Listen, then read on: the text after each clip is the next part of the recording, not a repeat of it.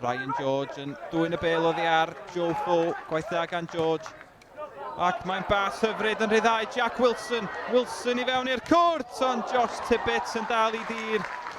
Dechrau addawol i Tony Pennock yn ei gêm gyngrair gyntaf fel rheolwr Hwlffordd.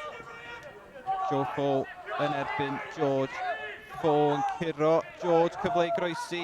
Y bel yn mynd at y postyn pella. John yn codi, a Sean Bradley oedd ar ergyd. Ond oedd hi'n gyffyrddiad amddiffynol allweddol gan Dylan Rees. Dyma Jordan Davies. Digon o le yng nghanol cae wrth i fodd yn rhedeg gyda'r bel na wrth i draed. Jordan Davies yn mentro ymlaen. Dyma Ben Fawcett yn troi'n ergydion isel. Un nath Josh Tibbets yn dda i ymestyn a cadw honna allan. Rhys Abruzzesi ar bas Lytraws. Dyma Ryan George yn rheoli'n dda.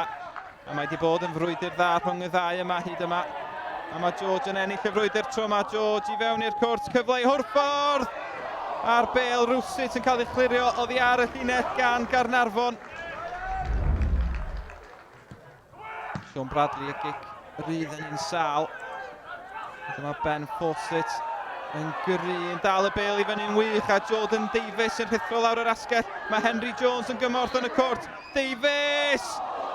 Cyffyrddiad pwysig gan y golwr. Dwi'n siŵr os mae croesiad yn te ergyd oedd yn y pen draw. Abruzzesi'n ennill tir da lawr y chwith. Dyma Henry Jones, y croesiad yn hyfryd at Delken Jordan Davies. A gyda 10 munud yn weddill yma ar ddôl y bont, mae Hwlffordd i mynd ar y blaen. Y croesiad yn berffaith gan Jones a Jordan Davies yn agor i gyfri am y tymor.